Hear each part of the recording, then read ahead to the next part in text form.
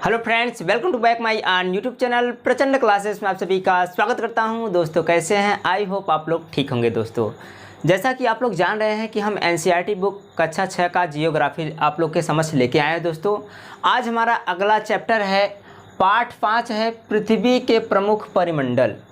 पृथ्वी के प्रमुख परिमंडल, परि का मतलब होता है चारों ओर का जो आपका मंडल है, उसे में आज हम लोग डिस्कस करेंगे।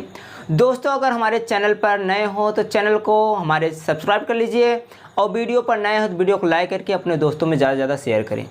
दोस्तों जैसा कि आप लोग जान रहे हैं कि हमारा सब्सक्राइबर आज 100+ में चल रहे हैं। दोस्तों आज आप लोग के सपोर्ट से की वजह से आज हम 1 से 100+ सब्सक्राइबर हमारे पास हो गए हैं। तो दोस्तों देर ना करते हुए हम अपना आज पार्ट 5 स्टार्ट करने जा रहे हैं। अगर वीडियो अच्छा लगे तो वीडियो को लाइक करके और कमेंट में ज़रूर बताना कि वीडियो आपको कैसा लगा। तो दोस्तों देर न करते हुए हम अपना अगला वीडियो स्टार्ट करने जा रहे हैं। ठीक है दोस्तों, जैसा कि आप पहले अध्याय में पढ़ चुके हैं कि पृथ्वी एकमात्र ऐसा ग्रह है जहां जीवन है। कहने का तात्पर्य है कि आपने इसके पहले पृथ्वी के बारे में पढ़ चुके हैं और आपको वही बोला जा रहा है पृथ्वी एक ऐसा मात्र ग्रह है, पृथ्वी एक ऐसा मात्र ग्रह है जहां जीवन संभव है। ऐसा क्यों होता है दोस्तों? क्योंकि पृथ्वी पर वायु पर्याप्त मात्रा में है, जल पर्याप्त मात्रा में है और आपका भूमि बहुत पर्याप्त मात्रा में है। ठीक है दोस्तों, इसलिए आपका जो पृथ्वी है इस पर जीवन संभव है।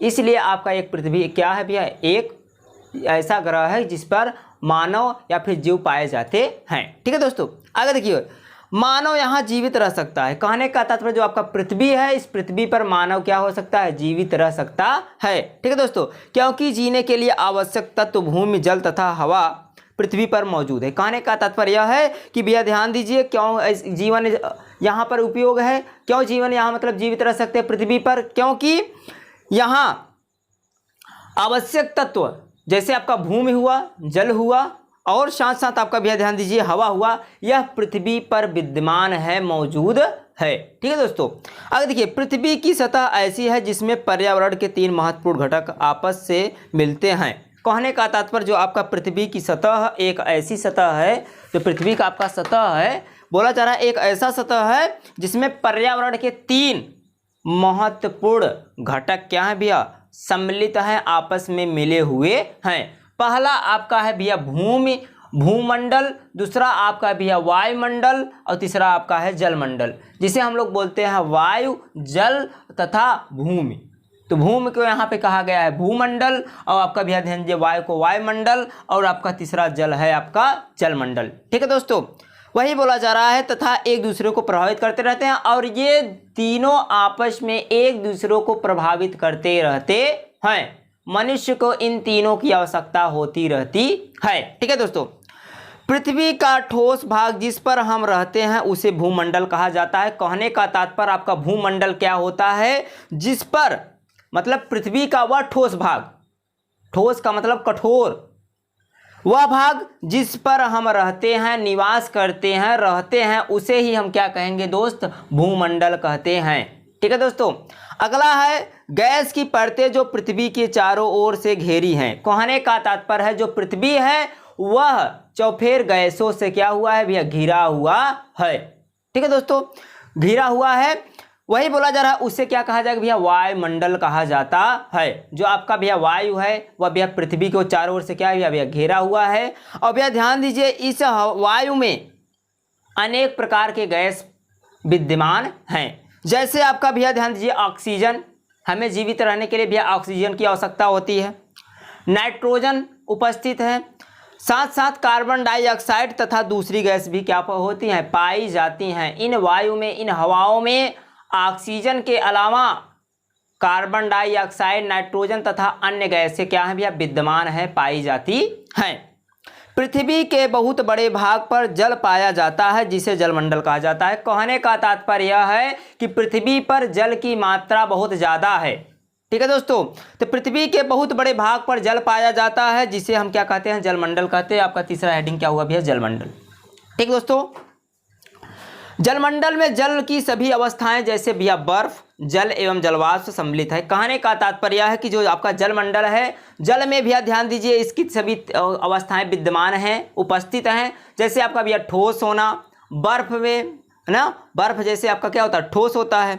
जल क्या होता है, आपका द्रव होता है। गैस क्या होता है, जलवाष्प होता है। तो वही बोला जा रहा है जो आपका जल है इसे भैया ध्यान दीजिए ठोस में भी रख सकते हैं, मतलब इसे भैया रख देंगे अगर फ्रिज वगैरह में तो क्या हो जाएगा भैया, ये बर्फ का रूप आकार ले लेगा।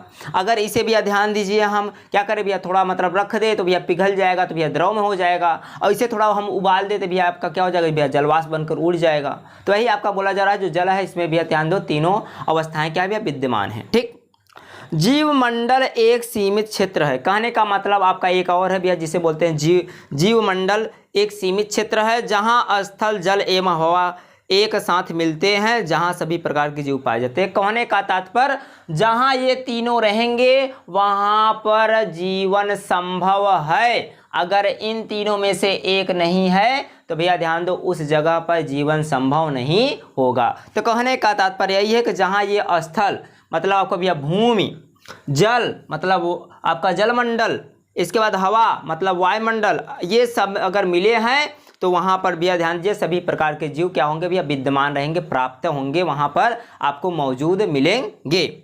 अब हमारा पहला हेडिंग आता है भैया भूमंडल।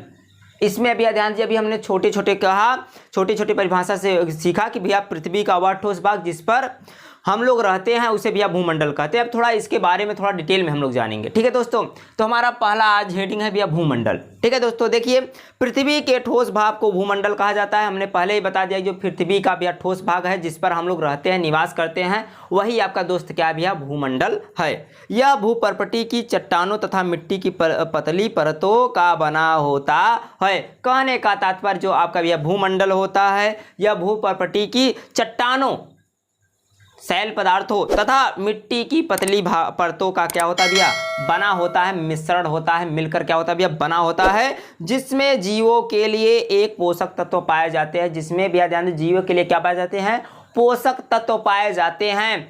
भूमि अगर भैया ध्यान दीजिए उपजाऊ है तो वहाँ भैया ध्यान दीजिए कुछ बो देंगे तो भैया ध्यान दीजिए खाने के लिए उग जाएगा। अन्यथा भैया भूमि उपजाऊ नहीं है, पड़ती है तो वहाँ भैया कुछ खाने के लिए आपको प्राप्त नहीं होगा। ठीक है दोस्तों, आगे देखिए पृथ्वी की सतह को दो मुख्य भागों में बांटा जा सकता है। कहने का तात्पर्य जो आपका पृथ्वी है, अर्थ है, इसे भैया ध्यान दीजिए मुख्य रूप से दो भागों में क्या किया जाता है भैया बांटा जा सकता है। बड़े स्थलीय भूभाग को महाद्वीप के नाम से जाना जाता है। बोला जा रहा है जो आपके भैया बड़े स्थलीय भूभाग होंगे, जहां बड़ा यह क्षेत्र होगा, जहां ज़्यादा भूभाग होगा, जहां ज़्यादा ज़मीन होगी, उसे भैया महाद्वीप के नाम भैया दिया जाएगा। तथा बड़े जलाशयों को भैया महासागरीय बेसिन के नाम से जाना जाता है। कहने का तात्पर्य है कि जहां भूमि की ज़्यादा अधिक मात्रा है उसे भैया ध्यान दो महाद्वीप का नाम दिया जाएगा, और जहां जल की मात्रा मतलब जलाशयों, जहां जल की मात्रा अधिक होगा वहां पर उसे महासागरीय बेसिन के नाम से जाना जाता है। विश्व के सभी महासागर आपस में एक दूसरे से जुड़े हुए हैं। कहने का तात्पर्य विश्व का जितने भी महासागर हैं, चाहे प्रशांत महासागर हो, चाहे हिंद महासागर हो, चाहे जो महासागर हो, पांचों महासागर आपस में क्या है भैया एक दूसरे से क्या हुआ है भैया जुड़े हुए हैं, एक दूसरे से क्या हुए भैया जुड़े हुए हैं। जैसे हम लोग भैया ध्यान दीजिए भूमंडल से, वायुमंडल, जलमंडल से, तीनों से भैया क्या हुए भैया जुड़े हुए हैं, वैसे ही जितने भी महासागर हैं एक दूसरे से क्या हुए भैया दोस्तों जुड़े हुए हैं, लगाव हुआ है। ठीक, बोला जा रहा है विश्व के मानचित्र को देखिए, क्या सभी स्थलीय भूभाग एक दूसरे से आपस में जुड़े हुए हैं। कहने का तात्पर्य कि बोला जा रहा है सभी स्थलीय भूभाग, कहने का मतलब जितने भी भूभाग, जितनी जमीन है क्या एक दूसरे से आपस में जुड़े हुए हैं। कहने का तात्पर्य भैया वास्तव में कहीं जुड़े हैं तो कहीं भैया ध्यान दो जलाशय बहुत ज़्यादा है, इसलिए भैया थोड़ा अलग है। ठीक, समुद्री जल का तल सभी जगह समान होता है। कहने का तात्पर्य जो आपके समुद्री जल का तल होता है वह सब जगह भैया क्या होता है एक समान होता है, एक बराबर होता है। स्थल की ऊंचाई को समुद्र तल से मापा जाता है। कहने का तात्पर्य जो आपका स्थल होता है वह मतलब स्थल की ऊंचाई जो होता है वह समुद्र तल के से ही क्या कहे तब भैया मापा जाता है, नापा जाता है, जिसे शून्य माना जाता है। कहने का तात्पर्य क्या होता है भैया जिसे शून्य माना जाता है। जो आपका भैया पानी वाला तल होता है, अगर भैया ध्यान दीजिए पानी के अंदर हम लोग जाएंगे तो भैया ध्यान दो हमें भैया जितने ही गहराई में जाएंगे उतने ही में भैया ऑक्सीजन की आवश्यकता बहुत ज़्यादा पड़ेगी और भैया अंदर हमें पूर्ण रूप से ऑक्सीजन नहीं मिल पाएगी। ठीक है दोस्तों, तो इसीलिए कहा जाता है कि भैया गहरे में अगर जाओगे तो आपका भैया ध्यान दो माइनस होगा, और भैया ध्यान दो जैसे भैया तल के ऊपरी सतह पे जाओगे तो आपका भैया प्लस होगा। ठीक है, तो ये बोला जा रहा है भैया जिसे शून्य माना जाता है, मतलब जो आपका तल होता है भैया शून्य माना जाता है, ऊपर जाओगे भैया प्लस और नीचे जाओगे तो माइनस। ठीक, आगे देखिए दोस्तों, कुछ भैया शब्द हैं, बोला जा रहा है ग्रीक भाषा में भैया ध्यान दो लिथास का अर्थ होता है, ग्रीक भाषा में भैया ध्यान दीजिएगा, ये इंपॉर्टेंट है दोस्तों, ध्यान दीजिए। फुल पत्ती वाली क्लास छोड़िए मत भैया, ध्यान दीजिए, ज्वाइन करिए और अपने दोस्तों को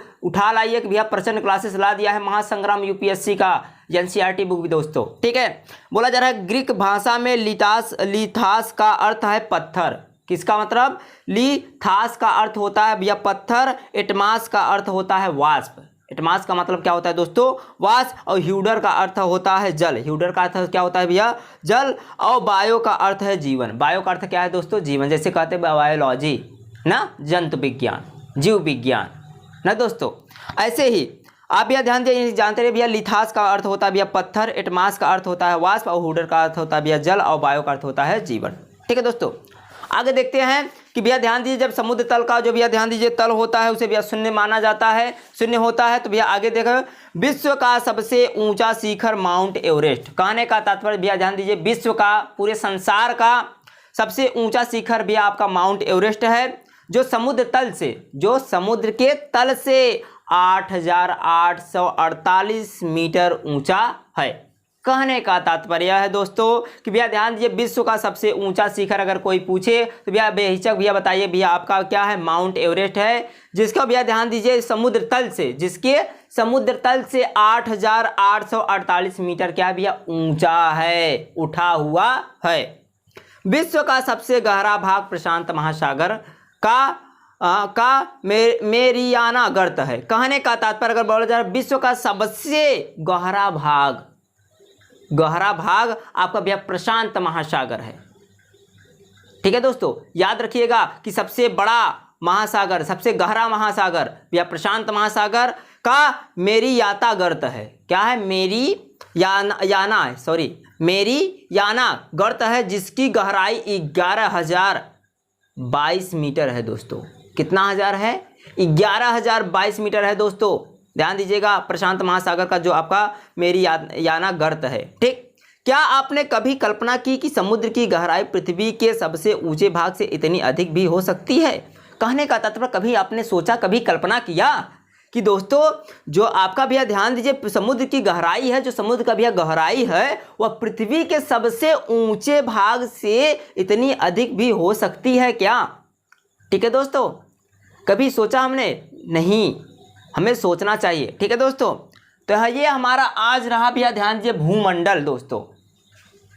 भूमंडल, इसके बाद आपका भैया ध्यान दीजिए महाद्वीप है, महाद्वीप को हम लोग भैया पढ़ेंगे। इसके बाद भी आपका जलमंडल पढ़ेंगे। ठीक है दोस्तों, और आपका भैया ध्यान दीजिए वायुमंडल है, भैया ध्यान दीजिए, इन सब का हम लोग लेक्चर करेंगे दोस्तों। अगर हमारा ये वीडियो अच्छा लगा हो तो वीडियो को लाइक करके हमारे चैनल को सब्सक्राइब कर लीजिए और अपने दोस्तों में ज़्यादा से ज़्यादा शेयर करें दोस्तों, और अपना प्यार दुलार से देते रहिए। मिलते हैं नेक्स्ट वीडियो में, तब तक के लिए जय हिंद, जय भारत, राधे राधे दोस्तों।